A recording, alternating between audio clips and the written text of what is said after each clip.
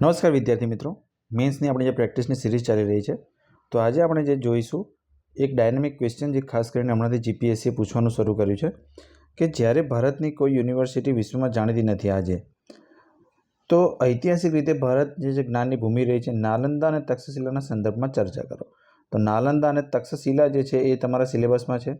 તો જ્યારે આ રીતનો કોઈ ક્વેશ્ચન પૂછાય કે જેને તમારે જે છે કરંટ સાથે જોડીને જો પૂછે તેમાં કઈ રીતે લખવું જોઈએ એ આજે આપણે જોઈશું. એ પહેલાં જે છે એ તમને જાણકારી આપી દઉં કે ટોપિક વાઇઝ જ્યારે તમે પ્રેક્ટિસ કરવા માંગતા હોય તો ટેલિગ્રામ પર જો તમે મને કોન્ટેક્ટ કરવા માંગતા હોય તો Bhargav@govt પર, અને આપણે ગ્રુપ પર છે જીપીએસસી ઇઝ ધ ફ્યુચર, તમે એમાં પણ જે છે એ જોડાઈ શકો છો પ્રેક્ટિસ માટે. એક પર્સનલ મેન્ટરશીપનો પ્રોગ્રામ ચાલે છે જે તમને ક્લાસ 1 to CCE અને ડીવાયએસઓ માટે કામ લાગશે, જેમાં ડેઇલી તમને પ્રેક્ટિસ ક્વેશ્ચન આપવામાં આવે છે, દરેક સબ્જેક્ટ કવર કરવામાં આવે છે, ઇવેલ્યુએશનનું ડેઇલી કરવામાં આવે છે, બરાબર. અને ટેસ્ટ સિરીઝ જે છે તમને જીપીએસસી માટે એક આપવામાં આવશે ક્લાસ, એમાં ગુજરાતી અને ઇંગ્લિશનું પણ ઇન્ક્લુડ થઈ જશે. એના માટે તમે કોન્ટેક્ટ કરી શકો છો. મંથલી જે છે આપણે 800 રૂપીઝનો ચાર્જ રાખેલો છે. મારી ટીમ વિશેની એક શોર્ટમાં જાણકારી છે, અને જે મેં કીધું એમ આપણો એક ગ્રુપ છે ટેલિગ્રામ પર, જીપીએસસી ઇઝ ધ ફ્યુચર. તમને સર્ચ કરીને તો લિંક તમને ડિસ્ક્રિપ્શન બોક્સમાં મળી જશે, તમે જોડાઈ શકો છો. પ્રેક્ટિસ માટે પણ તમે કોન્ટેક્ટ કરી શકો છો. તો જ્યારે આ ક્વેશ્ચન પૂછે ત્યારે શું લખવું જોઈએ? તો ઇન્ટ્રોડક્શનમાં તમે કોઈ પણ જે છે ડેટાથી શરૂ કરી શકો કે ભાઈ QS વર્લ્ડ યુનિવર્સિટી રેન્કિંગમાં ટોપ 10માં ભારતની કોઈ યુનિવર્સિટી નથી. અને જ્યારે આપણે ટોપ 500ની વાત કરીએ ત્યારે માત્ર 8 યુનિવર્સિટી જે છે એ દેશની 500 વિશ્વની 500 ટોપ યુનિવર્સિટીમાં ભારતમાંથી ફક્ત 8ને સ્થાન આપવામાં આવ્યું છે, જ્યારે ભારત જે છે જ્ઞાનની ભૂમિ તરીકે ઓળખાય છે. તો ભારત જે છે વર્ષોથી જ્ઞાનની ભૂમિ રહ્યો છે. હડપ્પિયન કાળમાં જે છે આપણે સુયોગ્ય મકાનની રચના કરી હતી. ત્યારબાદ જો આપણે ઇતિહાસ જોઈએ તો આર્યભટ્ટ, વરાહમિહિર, સુશ્રુત, બ્રહ્મગુપ્ત, ભાસ્કરાચાર્ય, એમણે જે છે ખગોળશાસ્ત્ર, ચિકિત્સા, ગણિત, ધાતુશાસ્ત્રમાં જે છે એ અમૂલ્ય પ્રદાન કર્યું છે, બરાબર. વિશ્વમાં અત્યારે જે ઘણી બધી વસ્તુઓ જે છે એના બેઝિક જે છે ઇન્ડિયાથી નીકળેલા છે.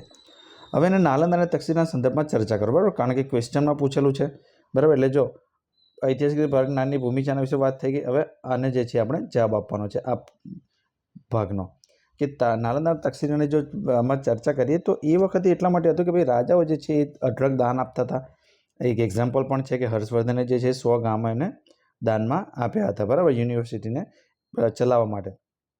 જ્યારે આજે શું છે કે યુનિવર્સિટી જોડે જે છે એ જરૂરી ફંડ હોતું નથી. ફંડ ના હોવાને કારણે જે છે ઇન્ફ્રાસ્ટ્રક્ચરની કમી થાય છે, સાધનોની કમી થાય છે, અને અત્યારે જે છે એ રિસર્ચ પાછળ જે છે ટોટલ GDPના ફક્ત 0.7% જે છે ખર્ચવામાં આવે છે. તો આ રીતે તમે પહેલો પોઈન્ટ લખી શકો ડેટાની સાથે. બીજું કે નાલંદા તક્ષશિલા યુનિવર્સિટી ભલે રાજ્યો પાસેથી સહાય મેળવતી હતી, પણ એને રાજ્યો પાસે એમને ચલાવવાનો જે અધિકાર હતો એ સ્વતંત્ર હતો, બરાબર છે. તો આજે જે છે એ સ્વતંત્ર અધિકાર એમની જોડે રહ્યો નથી. આજની યુનિવર્સિટી જે છે એ ક્યાંક ને ક્યાંક ભ્રષ્ટાચાર અથવા શિક્ષણનો વ્યાપારીકરણ અથવા રાજનીતિકરણ જે છે એ થતું જાય છે, કે એમાં પોલિટિકલ ઇન્ટરફિયરન્સ વધતી જાય છે. બીજું કે એ વખતે જે છે ટીચર ટુ સ્ટુડન્ટ જે રેશિયો હતો એ 5 વિદ્યાર્થી 1 શિક્ષકનો હતો. અને જ્યારે 2018-19નું સર્વે યુનેસ્કોનો જે છે માહિતી પ્રમાણે ભારતમાં જે છે એ અત્યારે 26:1 છે. એ ઘણો વધારે કહેવાય ને, સુધારવાની જરૂર છે. એટલે કે ટૂંકમાં શિક્ષકોની જે છે ભરતી અથવા પ્રોફેસર્સ જે છે એની સંખ્યા સ્ટાફની ઓછી પડે, અંડર સ્ટાફિંગથી ચાલતું હોય છે. બીજું છે કે એ વખતે જે નાલંદા તક્ષશિલા હતી એ બાળકોને રુચિ આધારિત શિક્ષણ આપવામાં આવતું હતું. આજે કેવું છે કે ભાઈ એન્જિનિયર્સ, ડૉક્ટર્સ જે છે એ CA અથવા આ જે 3-4 વસ્તુઓ છે એની પાછળની જે છે એ ખોડ જામી હોય છે. એટલે એને કારણે જે છે એ બાળકનો શેમાં ઇન્ટરેસ્ટ એ જોવામાં આવતો નથી. એ વખતે બાળકની એની રુચિ શેમાં છે એ જાણીને એ પ્રમાણે એને નોલેજ આપવામાં આવતું હતું. બીજું કે પ્રેક્ટિકલ નોલેજ પર આધારિત હતું. અત્યારનું જે છે નોલેજ પ્રેક્ટિકલ રહ્યું નથી. તો આ પછી એમણે જે એ પણ એડ કર્યું છે કે આના માટે સરકારે શું કર્યું? તો જો સ્કિલ ઇન્ડિયા પ્રોગ્રામ, કૌશલ વિકાસ યોજના જેવી યોજનાઓ પણ બનાવી છે, અને ઉદ્યોગો અને એને જે છે ભેગું કરીને એનું માળખું એજ્યુકેશન એવું રચવાનું કે જે ઇન્ડસ્ટ્રીઝને જરૂરી છે એવા જે છે તમને વ્યક્તિઓ બહાર પડીને મળી રહે. તો આ રીતે તમે આખો આન્સર લખી શકો. ખૂબ સરસ રીતે એમણે આન્સર લખ્યો છે, બરાબર. તો આ રીતે આપણે શીખી શકીએ કે ઉપયુક્ત કારણોથી નાલંદા અને તક્ષશિલા મહાવિદ્યાલય તરીકે પ્રસ્તાવિત થઈ હતી, પરંતુ આધુનિક સમયમાં ભારતે ઉપર જે દર્શાવેલી દિશા છે પ્રમાણે કામ કરવું જોઈએ. એટલે કે ફંડ આપવું જોઈએ, બરાબર, ફંક્શનરીઝ આપવી જોઈએ, એમને ફ્રીડમ આપવી જોઈએ કામ કરવાની. ફંડ, ફ્રીડમ અને ફંક્શનરીઝ 3 F એમને આપવાની જરૂર છે, અને સ્કિલ ઉપર કામ કરવાની જરૂર છે.